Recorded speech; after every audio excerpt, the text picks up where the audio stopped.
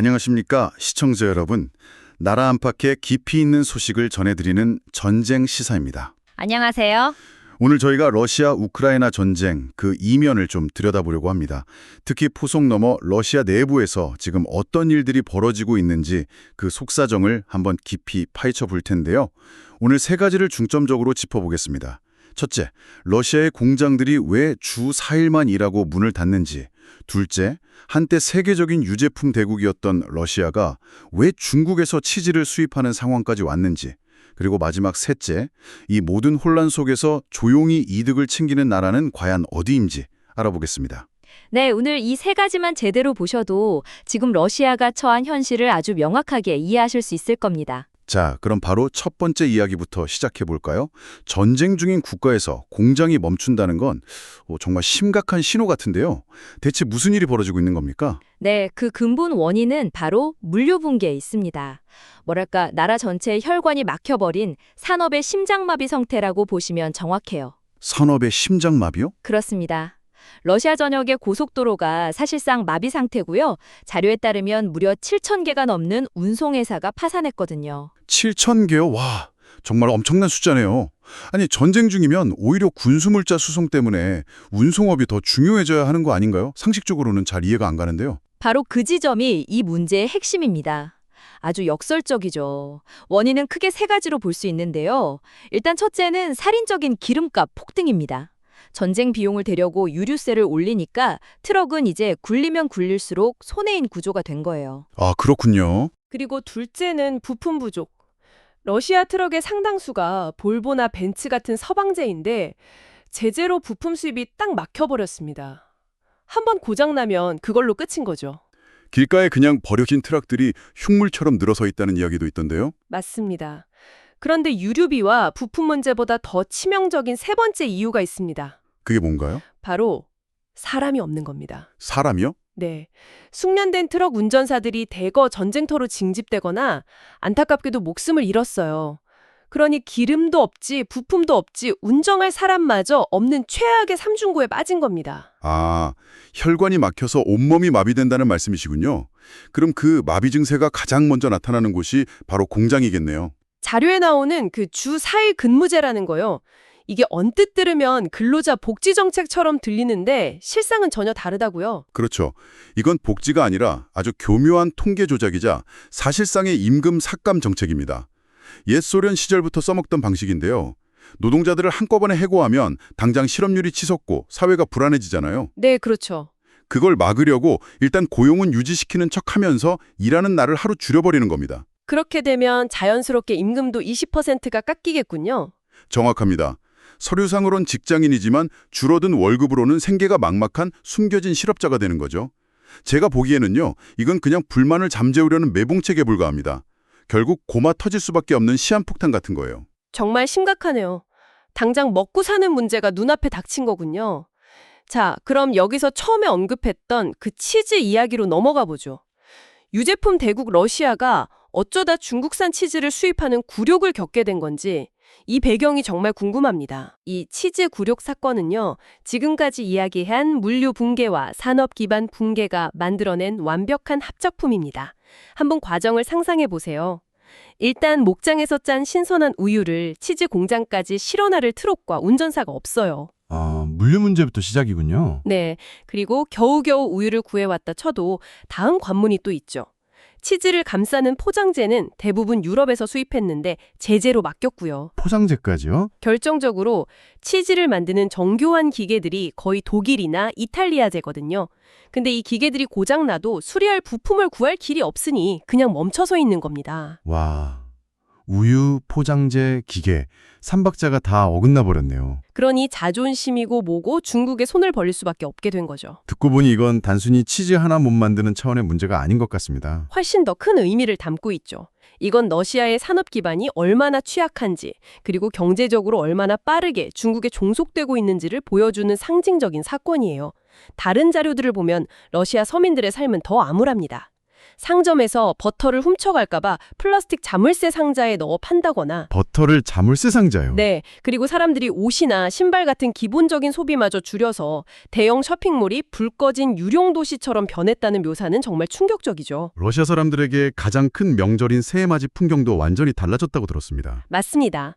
그들에게 새해는 우리의 설날과 추석을 합친 것보다 더 큰 의미를 갖는데요. 그 풍성해야 할 식탁마저 초라해졌어요. 예전 같으면 샴페인과 고급 캐비어가 올랐겠지만 지금은 값싼 보드카와 붉은색 젤리로 만든 가짜 캐비어 대체품이 그 자리를 채우고 있다고 합니다. TV에서는 위대한 러시아를 외치는데 정작 가족의 식탁은 텅 비어가는군요. 바로 그게 현실인 거죠. 물자뿐만 아니라 이제는 사람 자체가 사라지고 있다는 게 어쩌면 더 근본적인 문제 같습니다. 인구 관련 수치들은 정말 충격적이던데요. 아마 이 부분이 러시아가 마주한 가장 되돌리기 힘든 문제일 겁니다. 인구 자살이라는 표현까지 나오는데요. 전쟁으로 이미 50만 명 이상의 젊은 남성들이 죽거나 심각한 부상을 입었습니다. 여기에 징집을 피해서 해외로 도망친 아주 유능한 IT 전문가, 의사, 기술자 같은 인력이 100만 명에 달해요. 잠깐만요. 그럼 단순 계산으로만 해도 150만 명의 핵심 노동인구가 순식간에 증발해버린 거래요? 그렇습니다. 한 나라의 허리가 완전히 부러진 거죠. 그 빈자리를 지금 누가 채우고 있냐면요. 경험 없는 10대 청소년이나 은퇴했던 노인들이 공장의 위험한 기가를 다루고 있어요. 세종에. 겉으로 발표되는 실업률은 낮으니 경제가 괜찮아 보이지만 속은 텅 비어버린 좀비 경제 상태인 겁니다. 당연히 산업재해도 급증하고 있고요. 제 개인적인 생각입니다만 푸틴 대통령은 제국을 재건하려 했지만 그 제국을 건설할 사람이 사라지고 있다는 가장 기본적인 사실을 잊은 것 같습니다. 사람 문제는 땅 위의 길뿐만 아니라 하늘길까지 위협하고 있더군요. 여객기 부품을 동류 전환한다는 대목에서는 정말 아찔했습니다.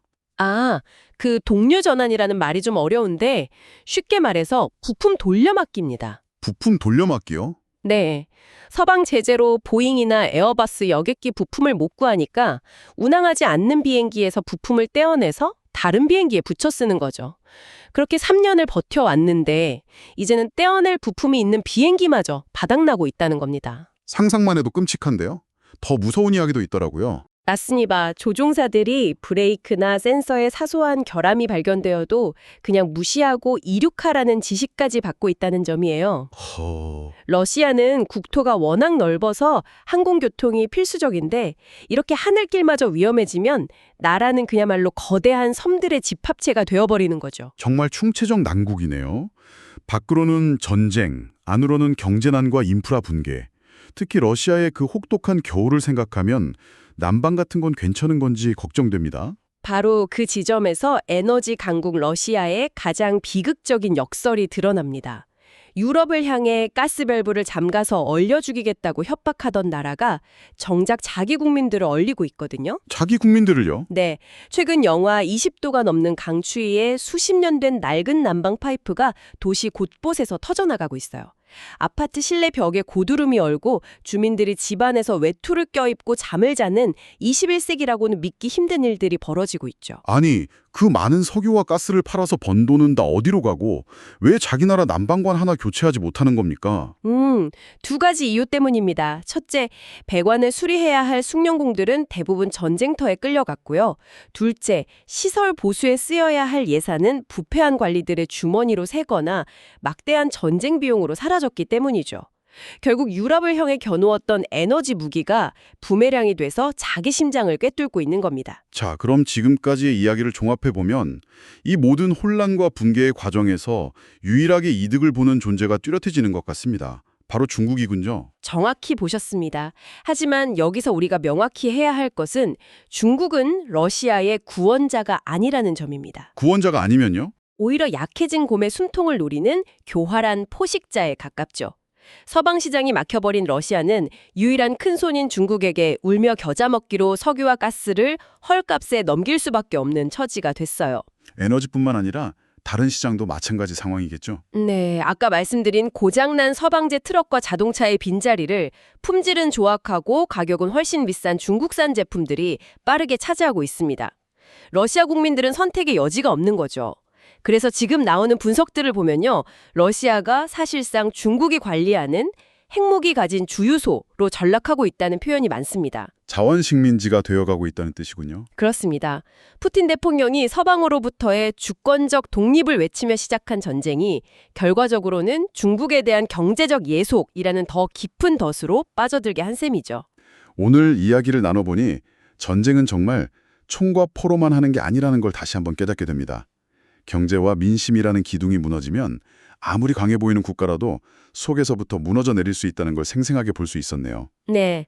지금 러시아의 상황은 여러 면에서 1991년 소비에트 연방이 붕괴될 때와 놀라울 정도로 닮아 있습니다. 그때도 군수공장은 탱크를 찍어냈지만 정작 국민들은 빵을 사기 위해 몇 시간씩 줄을 서야 했죠. 역사는 정말 반복되는 걸까요? 정말 의미심장한 질문이네요. 이 모든 상황을 보면 국가가 스스로를 이렇게 속에서부터 갉아먹는다면 과연 외부의 적이 없어져도 온전히 서 있을 수 있을까 하는 근본적인 질문을 던지게 됩니다. 오늘 이야기가 유익하셨다면 좋아요 한 번씩 눌러주시면 저희에게 정말 큰 힘이 됩니다. 주변의 국제정세나 시사 문제에 관심 많은 가족, 친구분들께 이 영상을 공유해 주시는 것도 잊지 마십시오.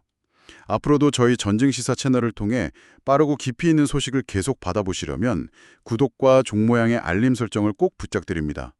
시청해주셔서 진심으로 감사합니다. 편안한 하루 보내십시오.